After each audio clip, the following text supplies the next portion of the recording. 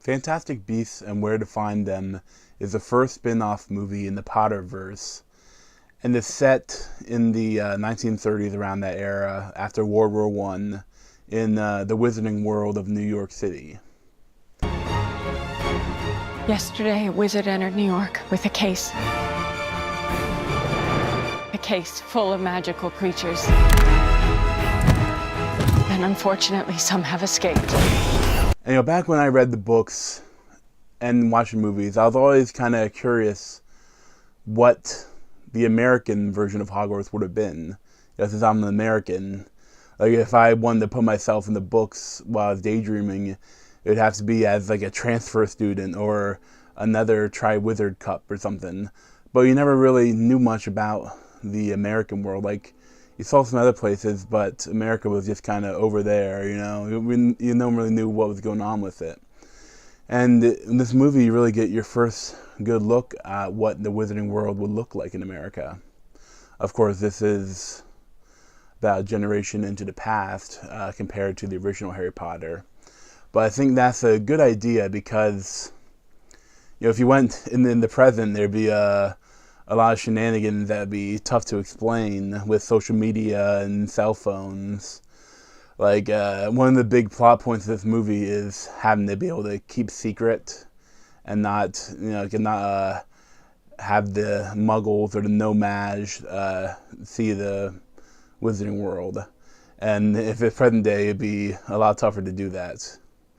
And also the good part about having it be in like around the 30s, somewhere around there, is that it doesn't fall into a lot of the pitfalls that prequels usually do. It doesn't have any prequelitis. Because, especially this movie. Now, I know there's like 4 more sequels to this, and some of those I'm sure will fall a little bit into the prequelitis problem, because anyone that reads the books knows what happens with Grindelwald and Dumbledore. And, I'm sure that will be one of the climaxes of the last films, probably. But up until then, like, for this movie, we've never seen or heard really about any of it. And now the setup for the movie is that, like, in the Harry Potter books and movies, one of the textbooks they read is Fantastic Beasts and Where to Find Them. So in this movie is the author of that book and some of his experiences finding those beasts. And when I first heard about this movie, I was a little bit unsure about it, because it kind of feels like an odd choice, but I'm happy they did it. It was a really fun movie that I absolutely loved. Like, it really kind of brought me back into the world of magic, the Harry Potter magic. And even though there's no Harry Potter, like, I didn't mind. Like, the whole movie was so magical, and I really liked the CGI. Like, some of it was pretty obvious, but they kind of embraced the slightly cartoony aspect of some of the characters. Like, I didn't mind the CGI. And, like, all the beasts were, like, really creative and really, really cool looking. Really, like, some are funny, some are almost a little scary, some are beautiful. And, it's a great mix of beasts. Like, one of the best ones is Niffler. And it kind of looks like a duck-billed platypus, but he has a love of shiny things, which gets him in a lot of trouble. And that's basically the setup of the movie. Like, Niffler kind of sets it all up, because when he comes to New York City, some of his beasts actually get out of his case through a series of unfortunate events. And he has to join together with Eddie Redmayne as Newt Scamander, has to team up with Catherine Waterston as Tina, which is a former Auror, and her sister, Queenie, played by Alison Sudol, and the No-Mage, with America's versions of Muggles, Jacob Kowalski, played by Dan Fogler.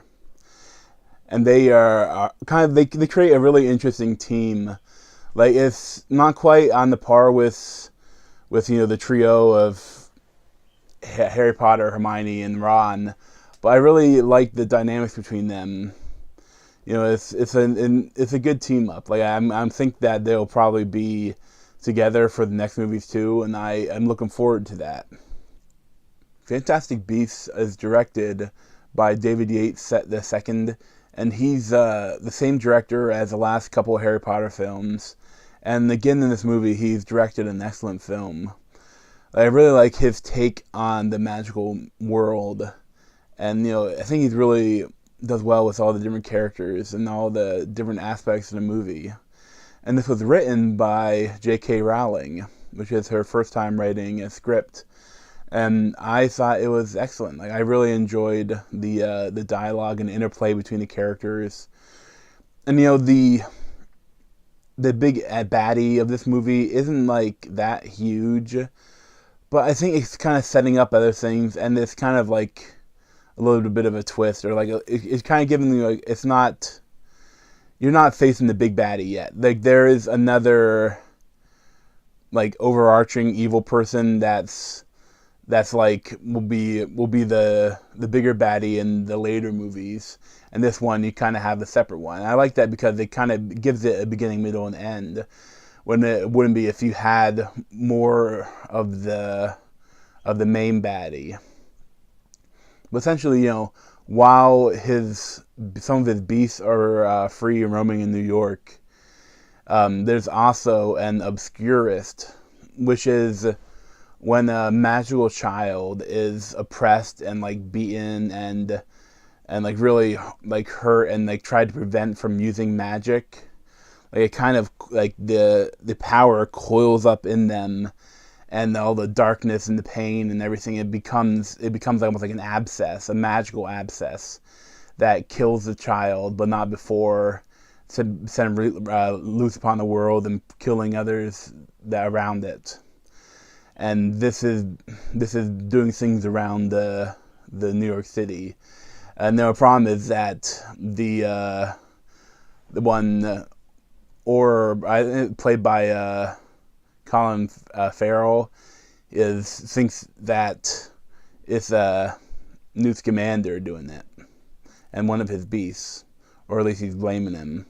I'll avoid talking about any spoilers, but I'll say that I really enjoyed like the ending it gave you, and a lot of the ways up to it, like a lot of the character growth, and a lot of like their relationships between the main characters, like especially the Queenie and the No-Maj. They have a pretty funny interplay because Queenie is a mind reader, and so there's a lot of like funny stuff going on with that. And I thought there's a lot of interesting things about this movie, and really I can't wait to see it again, because I loved going back to this world, and I really am looking forward to what else the next sequel to what else she'll have in this world. But I believe that I heard that the next one is taking place in France, so I mean it should be really interesting. I'm really looking forward to it. Like, I would definitely recommend this film if you're a Harry Potter fan. You're gonna see it no matter what. But I think even if you're not a Harry Potter fan, you could see this without having seen any other of the movies. Like you may miss some Easter eggs, but honestly, like it's a brand new thing. Like you won't there's no, like you can watch this and still enjoy it and never having seen anything else. And I like that because it kind of really jumps right in. There really isn't that much exposition, and all it is usually is from the kind of explaining a couple things to the No-Maj, and that kind of explains the American wizarding world to the viewers. And I think it's well done. I didn't mind the pace at all. Like there's some of this action and there's beats, and then there's like talking, discussing, and like building trust between them. Like there's some slower parts and some faster parts, but I loved it all, and I'd probably give it a 9.25 out of 10 or something like that. Like it's an excellent movie, and I highly recommend it. Thanks.